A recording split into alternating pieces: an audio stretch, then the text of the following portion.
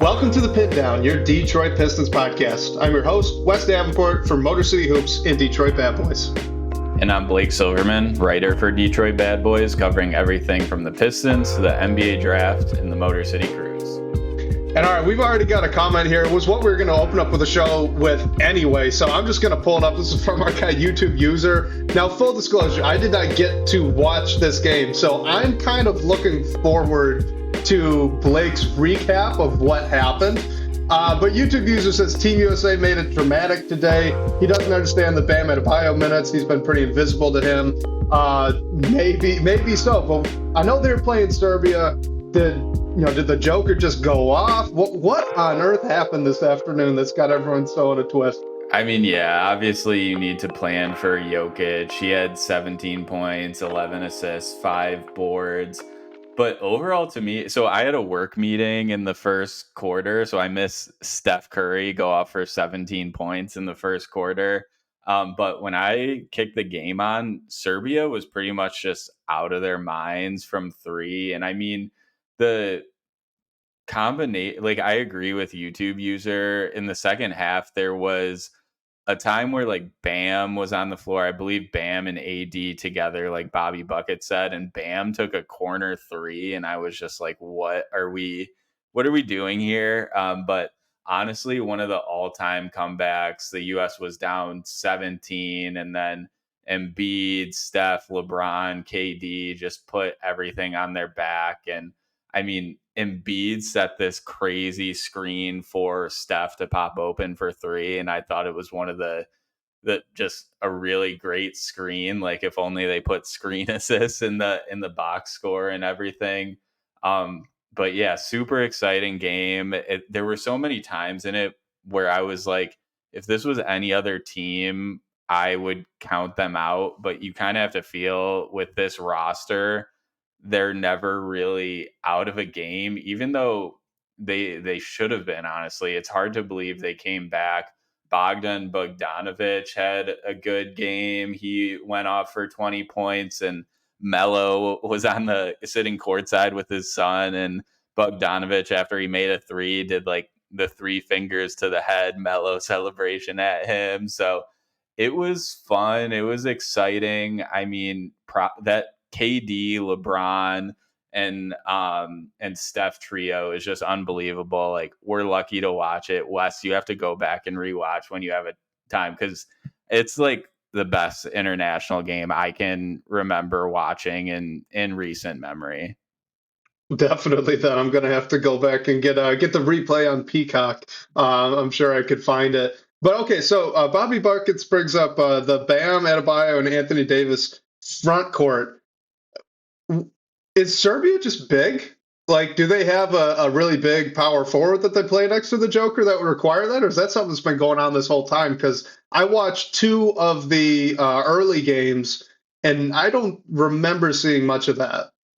So the weird thing to me about that is, and again, I missed the first quarter and was like working on the side. But when Bam and AD were on the court together, like Jokic was in foul trouble. Like he was playing for 4 fouls pretty much the whole second half.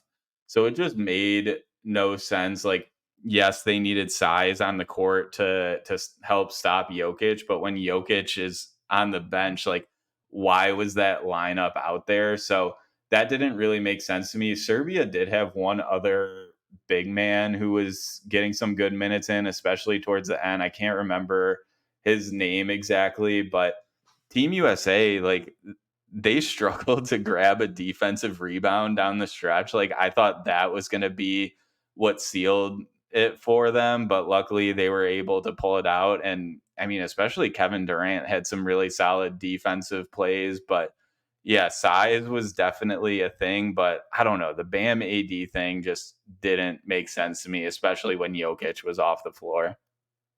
So just, listening to all this, what it kind of reminds me of is when the big 3 were in Miami, and that team was just so good, so star-studded, right?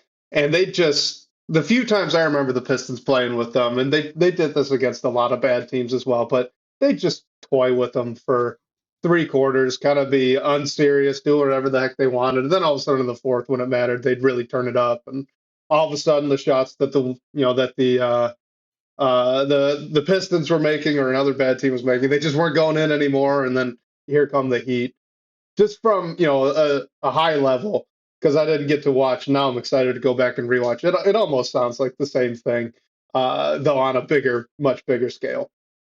Yeah, and I mean, Dwayne Wade and Noah Eagle have been like so good on the call throughout the whole Olympics, but Team USA was down in the first half, and Dwayne Wade was saying if they can get it, like in the first half, he was like, you just need to build upon some confidence because there wasn't much happening besides Serbia was shooting it really well for the floor.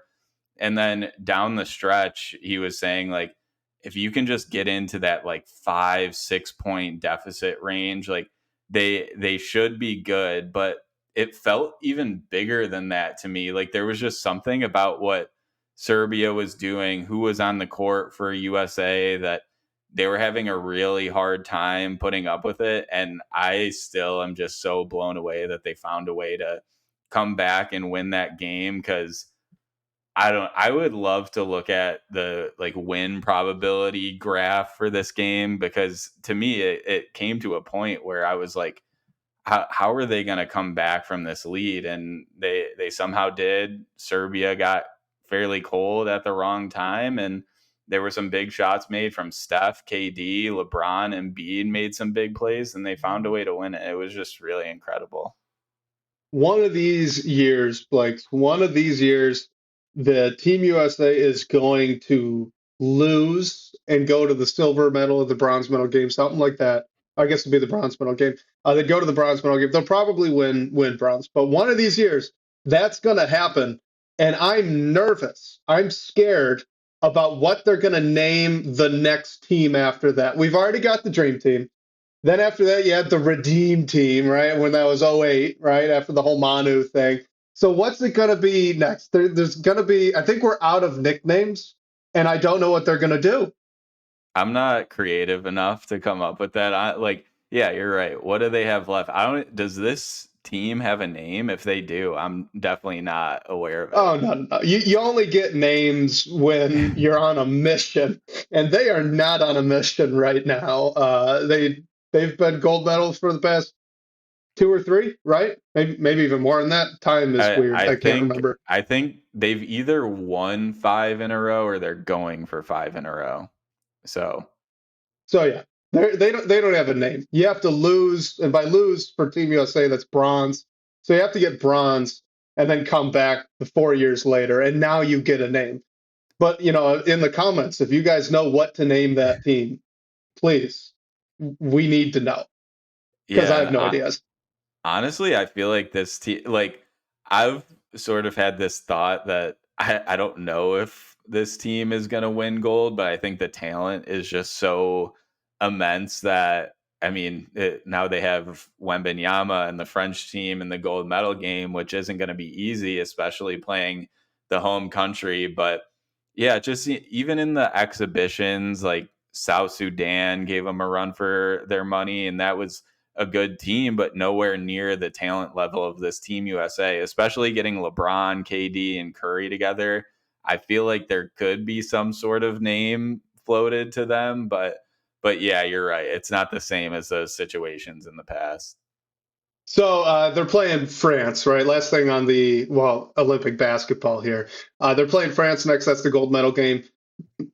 Is Wemby going to give them trouble? I mean, I'm sure we're going to see more of those Bam AD minutes that Bobby Buckets is a little nervous about.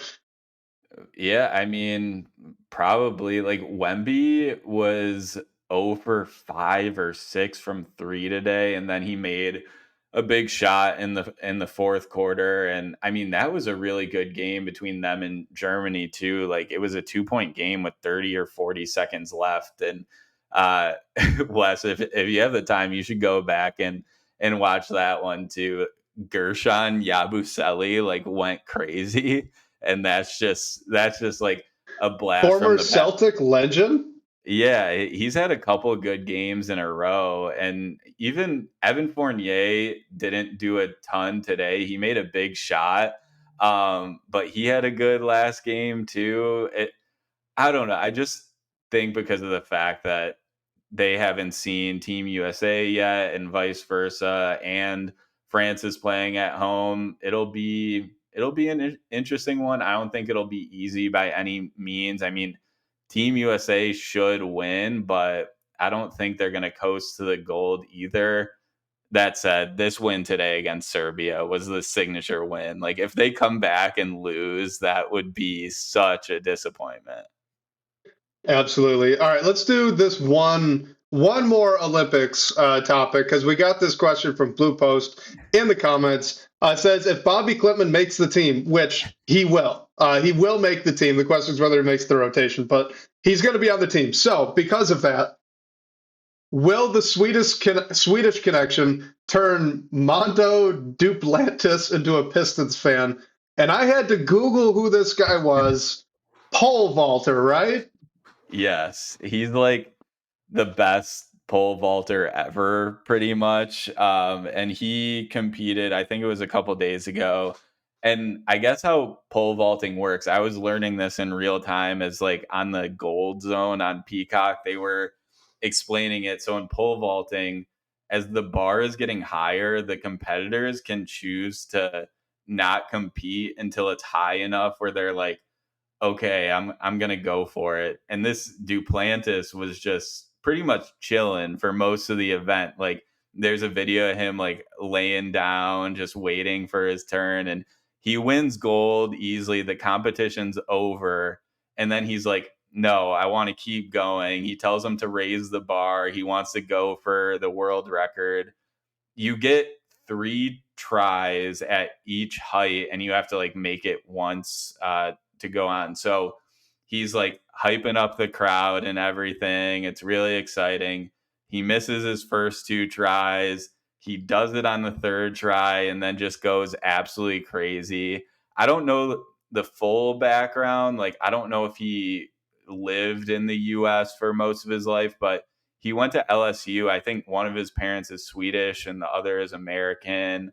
So he's competing for Sweden. So, hey, like, if Bobby's on the team, like Duplantis is pretty much a legend. So if he's a Pistons fan, I would think it would be pretty cool.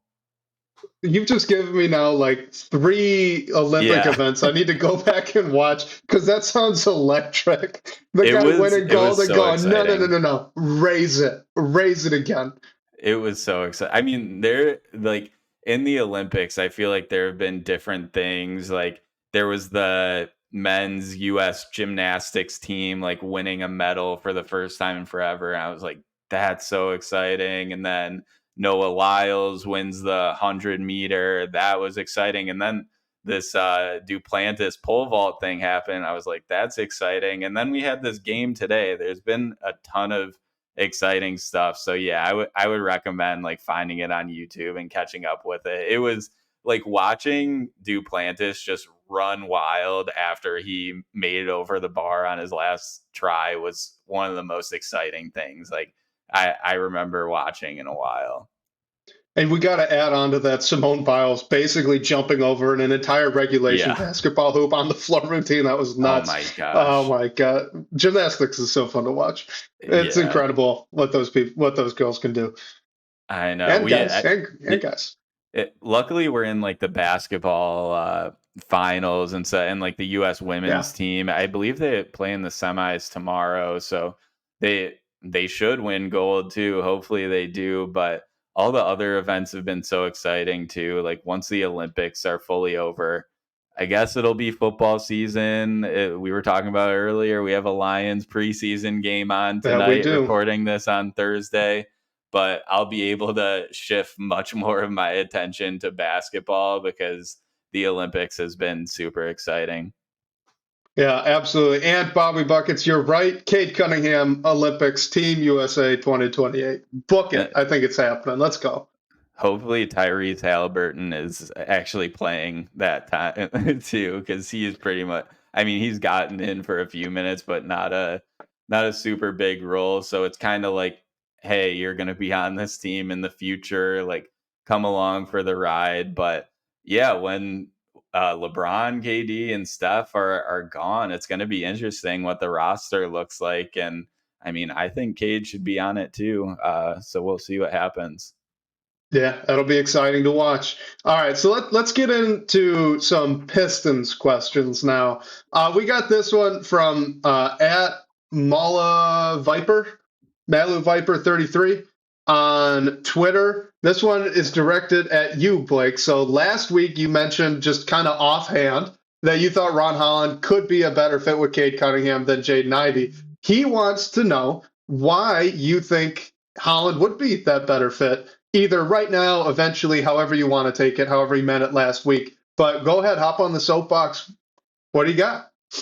Yeah, so it boils down to two things for me. And I think the question from Malu Viper, sorry if I'm butchering that too, mention how Ivy is a better shooter than Holland right now, which is a fact. And Jaden Ivey might always be a better shooter than Ron Holland. But for me, why I think that's the case is for a couple reasons. The first being that I think Ivy he doesn't need a ton of on ball juice, but I feel like he needs a little bit more than Ron Holland does. So one, like, I guess it's just not clear if Cade and Ivy are a true fit. Like Jaden Ivey, what he does offensively specifically is great and valuable for the Pistons. Excuse me, and really any team. But the second thing, which is bigger for me, is just defensively. I Jaden Ivey isn't a good defender right now. We don't know what he'll turn into, but I just don't think he'll ever be a I guess I'll say a good defender in the NBA, which isn't meant as a slight to him by any means. I think Ron Holland, although he's not a proven defender right now, I think he has the potential to be that good defender. And if, say, Cade Cunningham and Ron Holland is your backcourt, or there's another guard in between them that's serving more in that catch and shoot role, spacing the floor for Cade, I think Ron can take the toughest defensive assignment on the other end better than Jaden Ivey can, which takes that pressure off of Cade. And although Holland was primarily on ball in the G League last year, I don't think he necessarily needs to be. Like, I don't think that's what his role will be in the NBA, maybe ever in his career. I think he can be that secondary guy that can cut towards the rim, make plays at the hoop, get out quick in transition. But really, like what it boils down to me is their potential defensively, and maybe they all fit together. I don't really think that that's the case, but I don't know. I just think what Holland can be as a defender outweighs like what Ivy brings, and not saying like you have to give up on Jaden Ivy because of that. I just think in 3-4 years, whatever it might be, Holland might be a better fit next to Cade compared to Ivy, just because you don't want that much pressure on Cade defensively. I'm going to challenge it just for a moment. What, in your mind, would be the ideal or perfect archetype of player for a guard next to Cade Cunningham? Just in your book. Yeah, so I think offensively, like you could make an argument that it's what Jaden Ivey does. I mean, super quick, can get to the hoop, everything like that. But I just think like Jaden Ivey needs the ball in his hands a little more than what might be available. And I think in this upcoming season, we'll see him play next to Cade. We'll see him play in the second unit where he can run it more on its own. But in an ideal world, I think it's a quick guard who is a good decision maker, that is also able to be like a catch and shoot threat that Cade can kick out to when he's driving as well. Ivy can be that, and I know that we've knocked on Ivy a bit for his shooting, and he's not like a horrible shooter by any means. I think he's an average shooter right now, but if you can get someone in that above average that can shoot like 38, 39% from three and have some like driving ability and touch near the hoop, but more importantly is at least like a solid defender to help take that away from Cade on the other end of the floor wherever possible. Yeah, and Bobby Buckets brings up a Drew Yeah. Holiday type, which I think is almost spot on to what you're describing. And I Derek would White agree with that. Yeah, Derek White, another great one. Of course, Boston has them both. Lucky them. and Team Uh, USA and Team USA has them both. That's right. Yeah, Derek White with the late edition. I keep forgetting. Yes. So obviously, I think defense for the conversation right now that I want to bring up, you kind of just have to throw it away because you're right. Jaden Ivey's not a great defender. He's not even a good defender. I think maybe one day he could be, slightly below average to just average on defense, but he's got a ways to go there.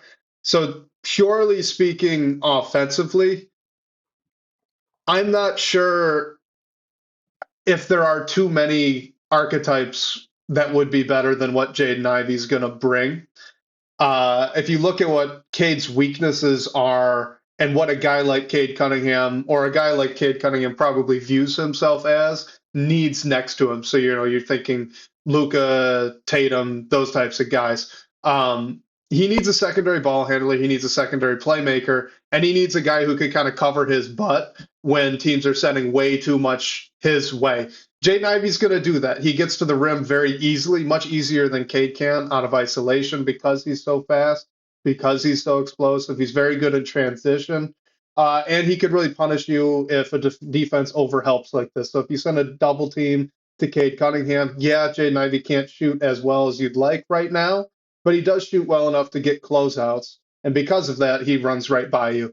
The defender, that is, he runs right by the defender. So I think offensively, you kind of have to ignore what Monty Williams did with him last season. If that's the type of role we're going to see Jaden Ivey forced into when he's next to Cade, I don't think this is going to work for very much longer. You got to go back to Purdue. And when he was at Purdue, he was never purely the on-ball guy. He was kind of that a point guard in the sense that Allen Iverson was a point guard. He had the ball a bit, but every time he touched it, it was go, go, go, attack, attack, attack. He was never probing. He was never trying to play that mid-range area to get plays open for other people. It was just get to the rim, make a decision fast, play out of that scramble that he initiated. And I think that fits really well next to Cade. That's why I was so excited about the pick back in the day.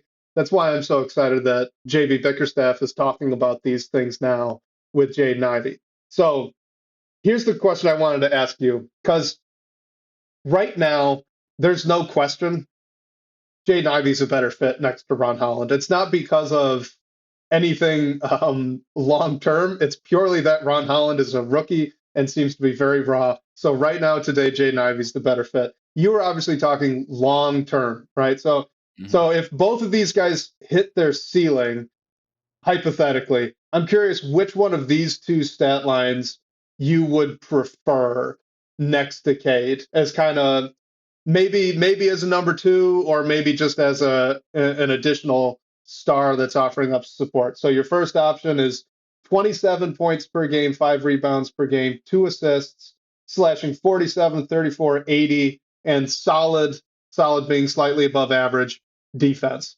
The second option, 23 points per game, 5 rebounds per game, 5 assists per game, slashing 45, 38, and 80.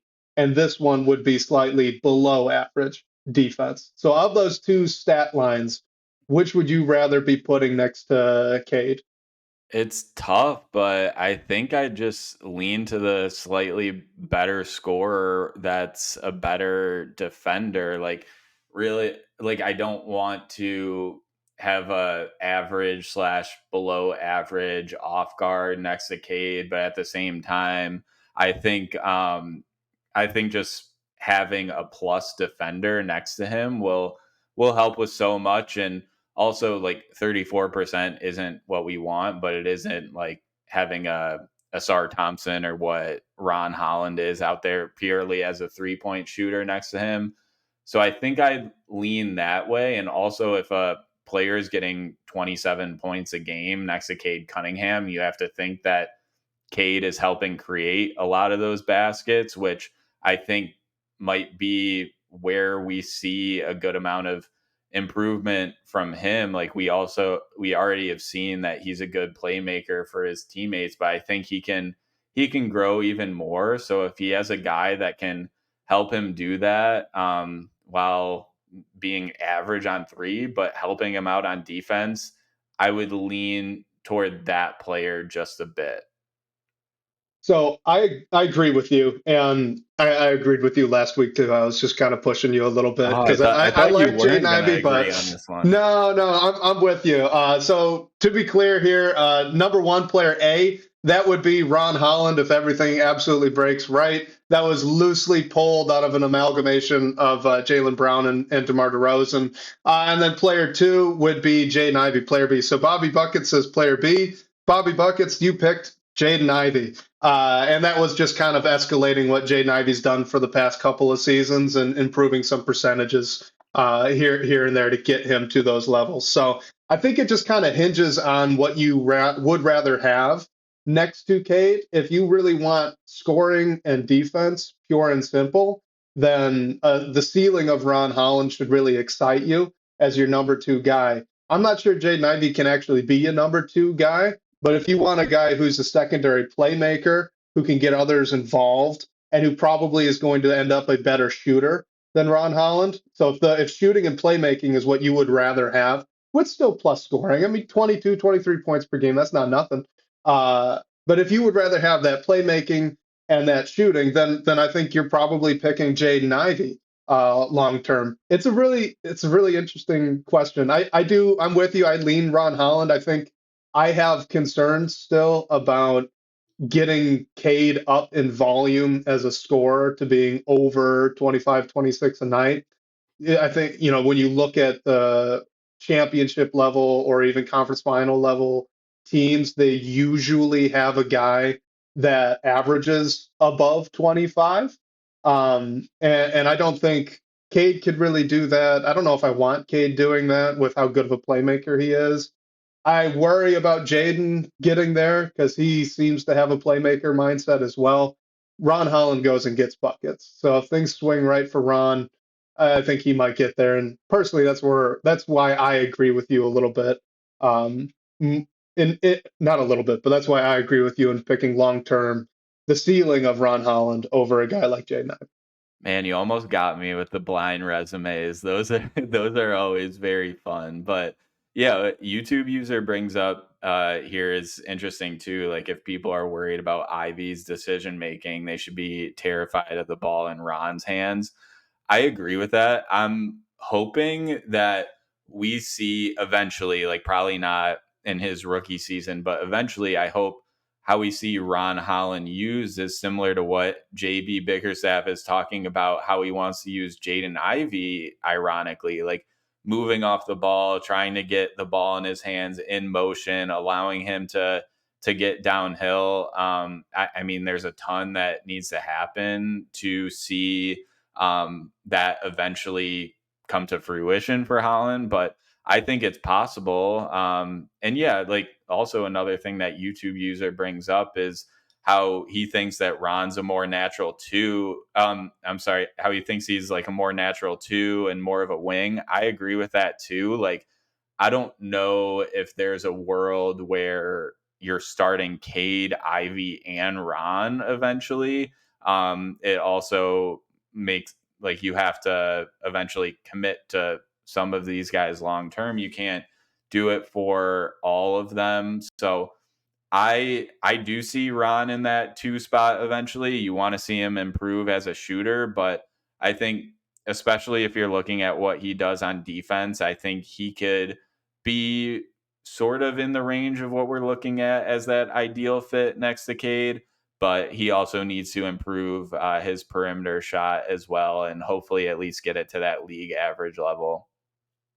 Yeah, I mean, I'll disagree a little bit there. Only that I'm with YouTube user. I think he's more of a wing than a guard, and I would really like to have a guard next to Cade in the backcourt just to take some of that ball handling pressure away. But regardless, I really like the potential that Ron Holland has. Whether or not he's going to get there, who knows? But Mimc313 brings up a good question here. And basically, if Ron Holland turns into this guy we're talking about, turns into a stud, uh, what does that mean for Ausar Thompson, do you think? It fully depends on Holland's shot to me. Like if he develops into a perimeter shooter, not saying he's going to be lethal or anything like that, but I think you can definitely play him next to Asar.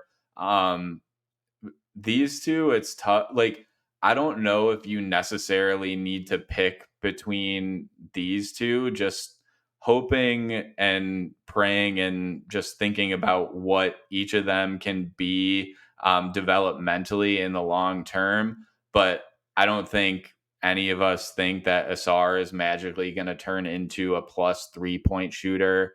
We know Jalen Duren isn't a 3 point shooter. So for me, I think that you need to maybe choose between those two. Maybe Asar is your six man long term. I don't know if that's what he's going to be. But I don't know if Holland develops into like a 35, 34, 35, 36. Like I think you could definitely play him next to Asar. It's more like who's your big in that sense? Like what are you gonna do there? Because you sort of have to make up for whatever Asar is. Yeah, guys, I just think in general, YouTube users on it in the chat. So is Through Championship Drive, which is our guy, Lance. Just start right now classifying Asar Thompson in your head as a four. All right. He cannot shoot the ball well enough or handle the ball well enough right now to play the three. He definitely shouldn't be playing the two. And he is strong. Okay. He was strong last season. You could not move him. If an offensive player was trying to post him up, they did not have much success with that. He's so athletic, he can recover, and he's so strong in his base that he wouldn't get moved all that often. He had a lot of success even against Giannis, who has height and strength, ideally, you might think, over Ausar Thompson, but it didn't play out that way every single possession. So rumors are that he's even stronger now. He took this time off that he had to recover to also work on his strength and on his body. So if that's true, like you turn that up to 11, right? So just right now, think of Ausar Thompson as a four, and if he also hits, which as our chat is bringing up, pretty comedically, I must say, I've been laughing at it on the stream. But you're not likely to hit on every single one of these draft picks. If Ausar Thompson is a hit, and if Ron Holland is a hit, I think it could work out just fine. I mean, you consider a guy that Ausar Thompson was compared to very favorably during his draft process, and that's Andre Iguodala, right? Well, when you look at Andre Iguodala, he never in his career averaged more than 20 points per game. Andre Iguodala, for only 4 years of his career, and his career was a long time. He played for a long time, all right? He only for 4 seasons averaged more than 17 points per game. Ausar Thompson, to be successful in that type of role, does not need to be a 20 point per game scorer or even a 15 point per game scorer. Chat's mentioning Sean Marion. I think that's a great one to bring up as well. Look at him as a forward, a combo forward who's extremely versatile defensively, can guard 1 through 5, which is insane, is a pretty good passer if he's not dribbling the ball, and is a very good play finisher. And if you could kind of mold him and shrink his role into that archetype, I guess, I think you're going to see his efficiency go up, and Pistons fans are really going to like having him on the team. Okay. But I don't see that in any way getting in the way or vice versa, Ron Holland getting in the way of Ausar Thompson. And to your point with the shooting, we've talked about this on the podcast, but you can play a bad shooter and a non-shooter together if you stick three very good shooters next to him. The struggle is when you want to play two or three non-shooters, guys that you can completely ignore as a defense, guys that they're not going to put up the shot, and if they do, you don't have to care. Those guys last season were Ausar Thompson, Jalen Duren, Killian Hayes, James Wiseman, Marvin Bagley. That's just five right there. That's 1/3 of the roster. There were more of them as well. So that was the problem last year. Right now, Ron Holland can play with Jalen Duren. Ron Holland can play with Ausar Thompson. Ausar Thompson can't play with Jalen Duren and should not play with Jalen Duren. Those are the things that we run into. So even right now, I hope we see a decent amount of Ausar Thompson playing next to Ron Holland. I hope we see a decent amount of Ron Holland with Jalen Duren. I'm not worried about it. They've got plenty of shooting. And if it eventually is like we're talking about, not all these guys are going to be here long term. You have to pay them. You can't fit everyone in. But if it is Ron Holland and Ausar Thompson, who are your two of that group who stick around and are starting next to Cade eventually, like what we were just talking about with the blind resume, player A, player B, if it's Ron, who's lesser of a playmaker, questionable decision maker at this time, I really like Ausar Thompson's potential as like a secondary / tertiary playmaker. I mean, that was a big plus for him in his pre-draft as well. Definitely has some like molding and work to do there, but I think he has good feel. He has good vision. Still needs to improve, but if you're giving some of that up with Holland, I think Ausar could potentially make up for that portion too. Absolutely. And I mean, long term, the question is still, I think, if you're viewing these guys in the vein of we want them to be a starter in the future, your choice is still Ausar Thompson or Jalen Duren, not both. You can make it work with both on the roster. Like if you expect both of them to be successes, then that's great. You can keep both of them, but one of them's going to have to come off the bench. So purely if you're trying to piece together a future starting five with the young players, probably about three young players, right? That's probably good odds. That'd be very, very successful, but more reasonable than all five. So let's say three young players on the roster, all being starters. Cade's going to be one of them. It's unlikely that it's both Ausar and Duren. So now your choice is one of those two, or or Ivy and Holland, and you can kind of piecemeal it out from there. I think just really quickly, Big Cheese brings up Ausar Thompson's ball handling. Excuse me, sorry there, guys. I, as compared to Ron Holland, here's the question. So is Ausar Thompson's ball handling really that weak compared to Holland? Maybe he's biased, but Ausar's feel for the game and approach suggests that he can learn to be a solid ball handler. Really quickly, and I'll let you respond quickly as well, but I agree that one day he could become a better ball handler. Right now, it isn't. It's very high, it's loose, and if he gets pressure, YouTube user brings it up here, but if he gets pressure, he picks the ball up. If he drives into the lane, he picks the ball up too early. That's all skill stuff, so it absolutely can get worked on. It's just really, really tough to improve to a level where you can be trusted at the NBA level to handle the ball if you aren't already close to that when you enter it. So it's a tall task for him, but it's possible. Yeah, I was gonna say the same thing. Like Asar's handle just looks a little more loose at this time compared to Ron's. Not saying that Ron is a great ball handler by any means. Yeah, it's just tough because we've been talking about you want to surround Cade with guys who can dribble, pass, and shoot. I think this roster is made up of a ton of guys who do two of the three, maybe even just one of the three at a high level. And you're banking on a lot of development. And like we've been talking about today, all these guys aren't going to be a key part of the future forever. So there comes a point where you have to choose one or the other. And I think development is really going to win out here. There's a long way to go and different things for a lot of them, but hopefully we at least see 1% of improvement stacked upon each other for some of these guys throughout this year. So hopefully we can have a better idea of what it looks like. And here's the real tell with Ausar Thompson versus Ron Holland in terms of that ball handling skill, because both of these guys are incredible athletes. Ausar even more so than Ron Holland, but they're both very explosive, very fast, and very fluid athletes on the NBA floor. Put a ball in their hands, and Ron Holland still looks like it. If you get him in traffic, he doesn't just pick up the ball. He'll try and weave around you. His step back, it's just all the movements that he does while dribbling the ball still look very fluid and very cohesive, even if the handle is loose, which it is, and why he turns over the ball a decent amount in the G League, not as much in Summer League, so maybe something to watch there. Ausar Thompson, when he dribbles the ball, is very stiff.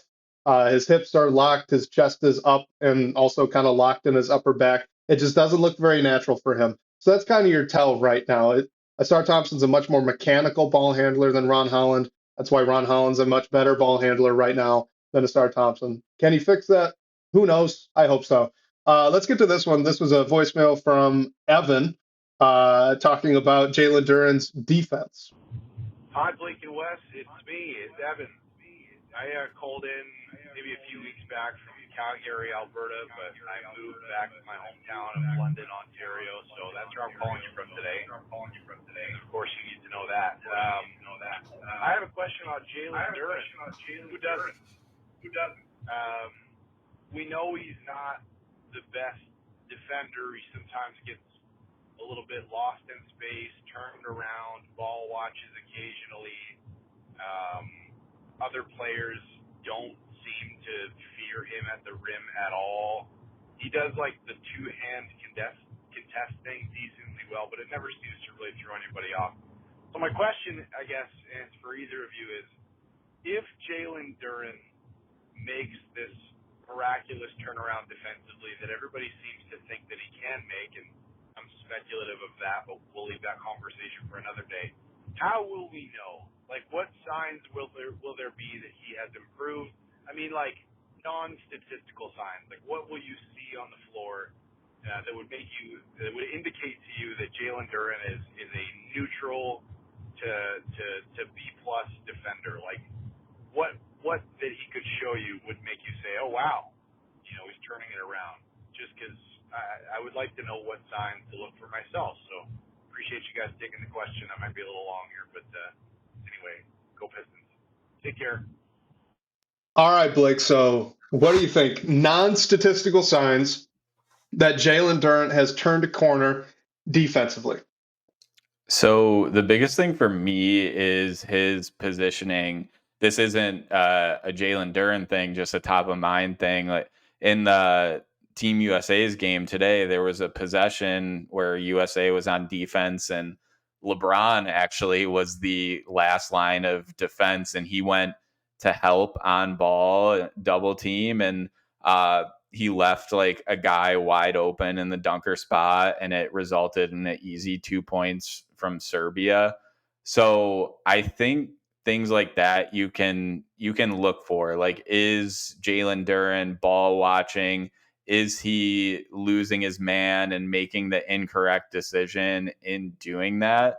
I thought, Wes, what you, Bryce, and Amari were talking about on the Pistons Pulse in terms of looking at Jalen Duren's stock numbers is a good thing too. But non-statistically, like the biggest thing for me is just where he puts himself on the floor, and maybe even like just where his eyes are looking, because when you're that last line of defense, it's like you're really the most important player on the court in most scenarios, especially in post settings. So if he goes away from his man and it just results in easy opportunities, I think that's something you can look for. But just making sure he keeps himself in that right position to help if he needs to slide over and protect the rim, or just anticipate the next pass. You know that Jalen Duren's already an elite rebounder, so we know he's going to crash the glass and everything like that. It's just, what does he do to impact the shot or make it as difficult as possible for the opposition, specifically when he is like that last line of defense anchoring the team?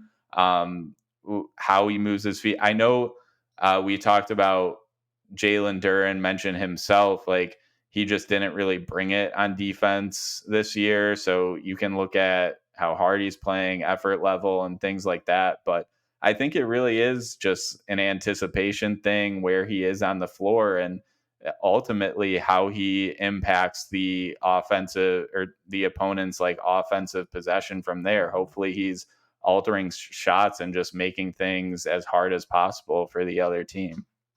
I'd add a couple of really little things that he struggled with possession to possession last year. One, just pure activity. So if you, in the early season, Evan, if you want to watch Jalen Duren off ball on defense, you want to see him being much more active. There were plenty of times last season where he's upright, not in a stance, not really seeming to take in what's happening in front of him and just reacting to everything instead of predicting what's about to happen. Like you mentioned, Blake, with watching his eyes to see what he's seeing. So that's something that he can work on. That's just him in his own head, bringing it like you mentioned there that he said. So you want to see more activity. The other thing that he really struggled with, and so YouTube user brings up playing drop coverage all the time was a problem, and it was, but that's not just a coaching thing. Jalen Duren was a serial hands down defender. I mentioned just now that he wasn't always in a stance, so that was part of the problem too. But if you want to just watch him off ball, if he's playing drop coverage, which I think he's going to need to play because I personally wouldn't trust him consistently to switch or consistently to hard hedge like that. So you want a guy who's athletic as he is in drop coverage in this instance because he has so much vertical pop. You want his hands up or out. When you're playing in drop coverage, your arms need to be out so that you can play the passing lanes. You're essentially playing two at a time, right?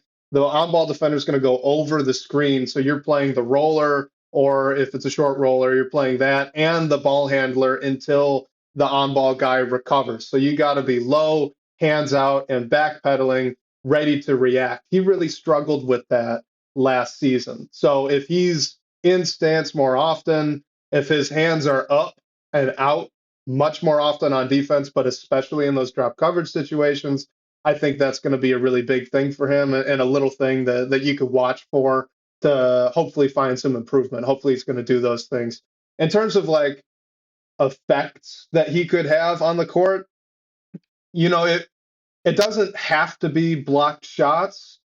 So, talking about the drop coverage situations, if all of a sudden we start seeing more kickouts instead of attacking the big from the offense, right? If all of a sudden those pick and rolls don't end with as many rim finishes, but instead end with kickouts to the corners and some contested threes, that's a good sign that Jalen Duren's being an impactful rim protector. If he's not, like you said, if he's not lost off ball, just kind of in a scatter action, and recovering. If he's not lost and if he's able to rotate over from help to get those two-hand contests much more frequently than we saw last season, that's a really good sign for him as a rim protector. So I think there are a lot of these little things that will eventually, over the course of the season, build into more of an effect on the opposing offense. Because, look, even if he starts doing this right away, he's still going to get attacked. You've got 2 years plus his college tape to suggest that your guards, if you're the opposing team, you can attack this big. So even if he fixes all of this right now in game one and maintains it through the rest of the season, it's going to take some time for the effect to really show. So I would say my recommendation is, watch him off ball, right? Watch for hands up, in stance, activity, seeming to process everything and being predictive instead of reactive.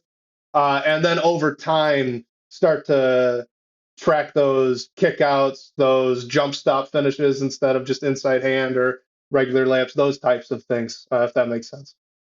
Yeah, with bigs, I mean, a good thing to watch it if you're trying to look to how good a guy is at impacting the game defensively. You can say the same thing offensive wise, but watching their hands and feet, I mean, I think just like what you were saying with activity, Wes lends itself to that. Like, how well is Jalen Duren moving off the ball? I know, I mean, he looked dominant those first few games of the season, then dealt with ankle issues. We don't really know if anything like that lingered. We don't think it did, and even Jalen Duren said he just needs to bring it a little bit more. So I think that's another thing you can look at too, just how he's moving his feet. I mean, again, like he's going to grab rebounds and end the possession. It's just like what else is he doing defensively besides that moving forward? And I don't mean to say this as like a detrimental thing, but most of this stuff that I mentioned are things that players are taught from a very, very young age. And I only bring that up to just say, like we were talking about Ausar Thompson improving his ball handling skill, right? Like these are things for Jalen Duren that are very ingrained into how he unconsciously plays the game of basketball. These are very foundational, basic habits that he doesn't have at the moment. So it's like with the Star Thompson becoming a better ball handler. It's a very, very big task for him. It's not impossible, but it's a big task to learn that as a 20, 21-year-old in the NBA. So, it's not, like I said, not impossible, but important to note that it is tough. This is another one from at Malu Viper 33. Do you think Ron Holland will be good at guarding point guards? I think that's a pretty good question here, especially in the context of his earlier question about fit with Cade Cunningham. Yeah, I mean, I think Ron is versatile, so I think he can. I don't know how quickly he will. And I mean, you're talking about the NBA where the best players in the world are. There's definitely going to be lead guards that he's going to go up against that he's going to have a hard time staying in front of. I think that's normal, not a sign to panic or anything like that. But I think he eventually can. Like, I think he's versatile and athletic enough to develop into that. I just think where he is right now, he's very raw, and you might see him struggle, especially if like opposing guards try to go at him and everything like that. But I think we've seen that he has the enough defensive tools to make you think he can be a good defender one day. And then you pair that with everything he is as an athlete, how quick he is, how aggressive he can be. I definitely think it's possible. I'm just not sure how soon we'll see it. Yeah, I'm still a little skeptical of Ron Holland becoming a great defender. Not a good defender. I think he'll get to that level. Good or solid is my expectation at this point, but great. Um, his activity's awesome. I love his effort level. I love the energy that he plays with on that end. I'm not sure he has the athletic tools to check point guards 24/7, right? Outside of a pinch situation where he gets switched down onto one, or a guy's just really hot and you want to throw some size against him.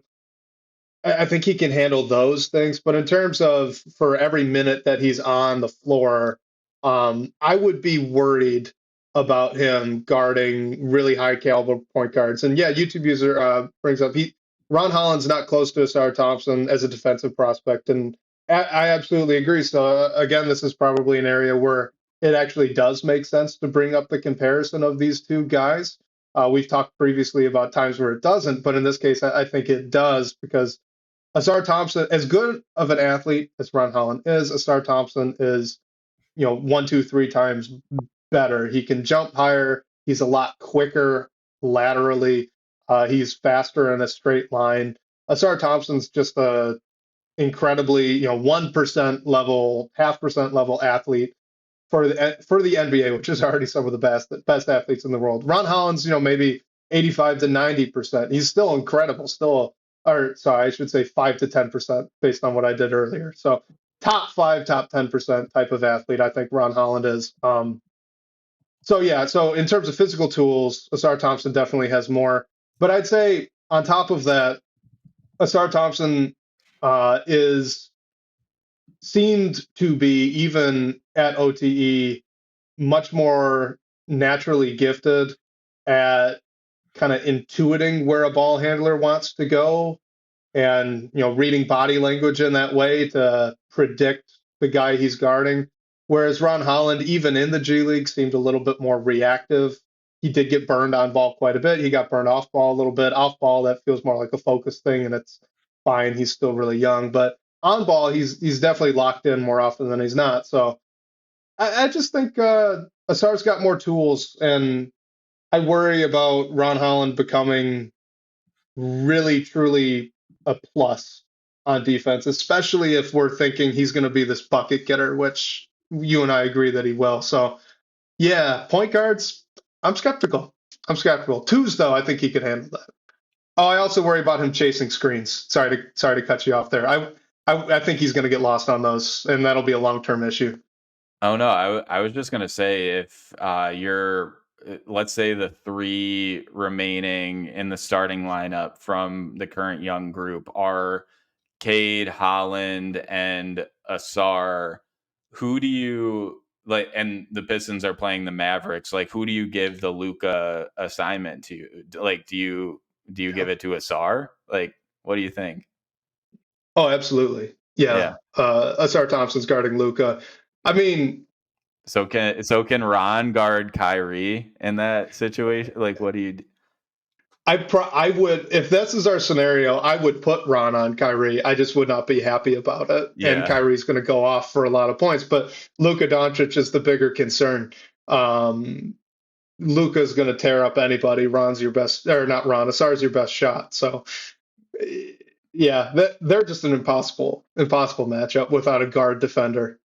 Yeah, it probably wasn't the best example, but yeah, I think like that's a benefit of having Asar and Holland to play next to Absolutely. each other, and then like you just have Cade take the shooter in the corner or whatever it is. So yeah, I think if it is Asar who sticks around, he can make up a bit for whatever Ron turns into be, what he's growing into be, and hopefully he does at least develop into like a good defender eventually. I will say, in that specific scenario, could be fun if we get a little creative to stick Jaden Ivey on Kyrie Irving and just tell him to press up, chase tight. Like, don't bother helping, don't bother focusing on anyone else. You just stare at Kyrie Irving for 36 minutes or however many minutes he's going to play. Ivy's going to get burned a lot, but maybe it makes Kyrie tired, and maybe Ron Holland can block some shots, or maybe Jalen Duren can block some shots too. But that might be the creative answer. Just tell Jaden Ivey to dog him and understand that Kyrie's going to win, but maybe you tire him out. Yeah, it's a tough assignment. Like that's why I almost wish I picked like Boston or something to see what we would do. But no, I mean either way, I think putting Asar out there in general, like you have him really on the court right now to hopefully take that top defensive assignment and give you a little bit of juice, like whatever he is on offense. So yeah, eventually, I mean, I think he can be pretty invaluable to have next to Cade and Ron in this scenario too. Yeah, absolutely. This will be our last question for the show. This is from our guy Rames in the DBB comments. What prediction do you have for that last open roster spot and how it's going to be used? Is it going to be a trade, marginal signing, just kind of carried open into the season? What do you think? I meant to look this up before the show, but didn't like a couple years ago the Pistons went into the season with that last roster spot open? Yeah, they did. Okay. I mean, I think that is possible. I mean, it leaves you flexible for trades to take back more players than you're giving up and everything. I mean, some of the free agent names that are still out there are interesting, but I don't know if you're bringing one in and you're like, this player is definitely someone that you have to find minutes for. I mean, I don't know if this is how you use the roster spot either, but a big that has more size than the few bigs that are on the rosters right now would be nice to stick on the end of the bench and use in case of injuries or wherever you need spot minutes. But I don't know. Like, the longer we're waiting, I think they might just roll it into the season, see what happens from there. Maybe there's a in-season signing they can make, or like I'm sure they're going to make some sort of in-season trade. So it leaves them a little bit of flexibility from a roster spot perspective. But that said, now that I said that, they're probably going to go and sign someone like next week. So. Well, you're right. I mean, there's absolutely a argument for keeping the flexibility, especially when you look at this roster. There are guys like THJ, Malik Beasley that you could see being fairly highly sought after trade deadline acquisitions. So maybe for a Malik Beasley, you can take back two young players, right? Instead of just a young player in a second, if that's more interesting. So it does let you play around a little bit like that. There is a restriction, I believe, that comes with that. I don't think you have access to the third two-way slot if you don't have a full roster. However, with those two-way guys, if you think about it as just getting to the trade deadline, you can get to the trade deadline using up all of the NBA minutes for both of those two-way guys if you do it correctly. So practically right now they have 16 guys on this roster, I believe, if we're going to include those two-way guys filling in jointly that 15th spot. So I do think that's absolutely something that they could do. My money would be either on that or a free agent signing. It seems like a lot of the movements just died down in terms of trades. I mean, I think just the other day we saw Woj talking about how Ingram is just expected to start off the season with the Pelicans. So there are and Lauri Markkanen, there's no more big moves. So it seems like we might just be where we're at least for now. That said, things can always change. Bojan Bogdanovic was a late surprise trade that happened that year. So, maybe that happens.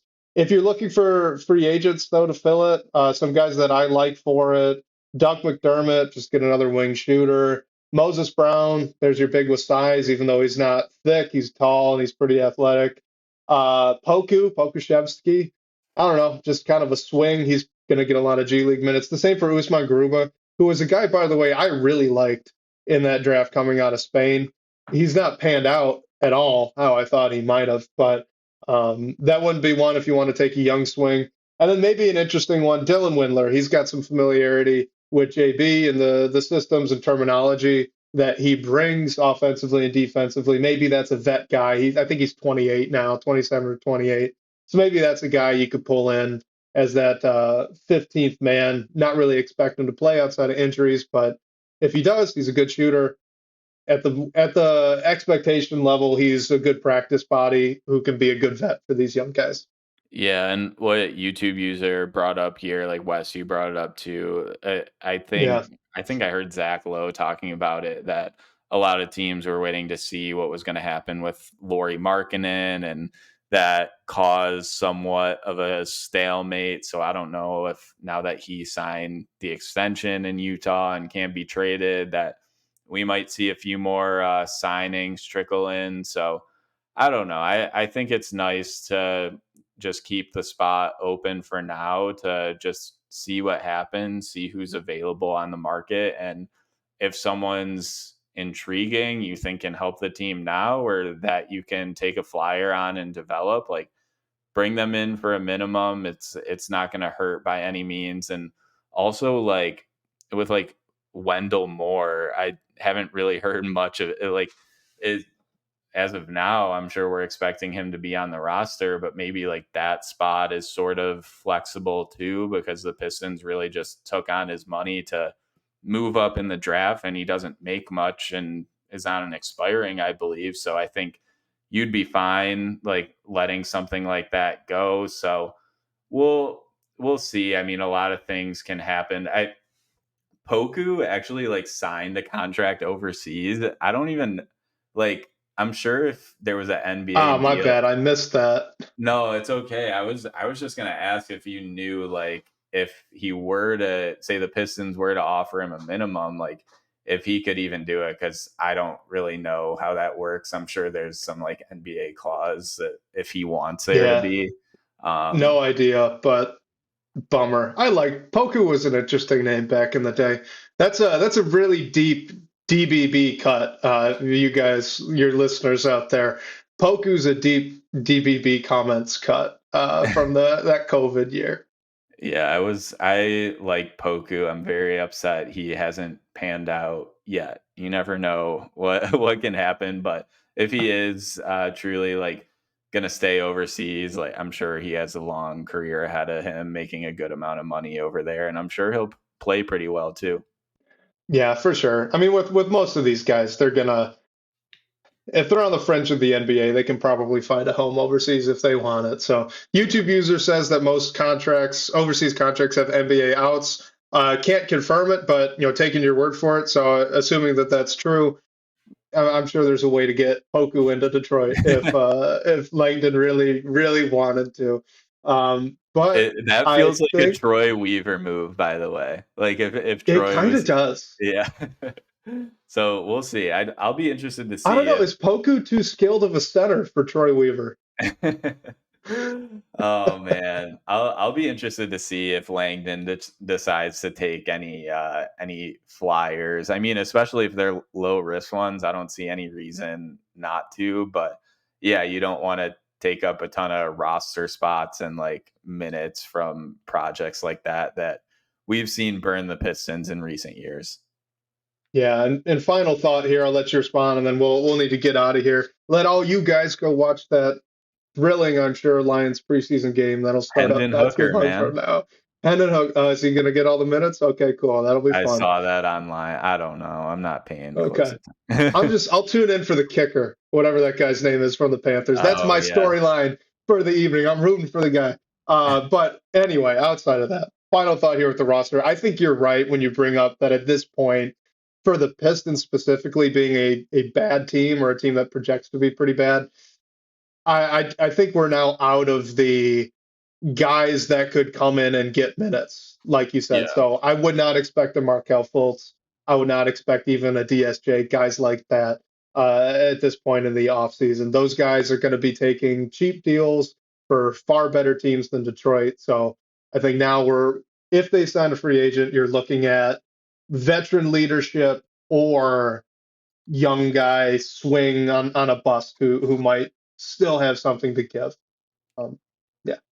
Yeah, I'm totally with you there. I mean, if you're making a move to make the roster better now, I think it's just totally a depth situation, someone that's on the end of the bench to play when you need, when there are injuries, and that's that.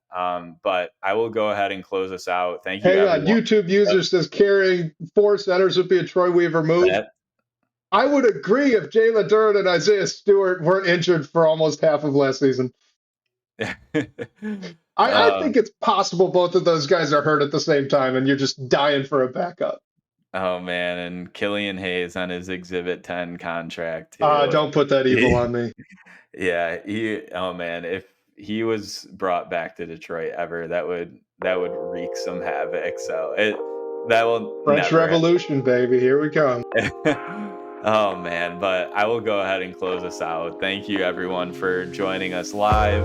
Reminder to please like the stream if you're watching us live on YouTube. Subscribe to the Detroit Bad Boys YouTube channel if you haven't already. Really helps us push things along. Ashton, the trainer, in the chat with the Detroit basketball. We appreciate you joining as always. Reminder, everyone can call our phone line and ask a question to hear your voice on the show.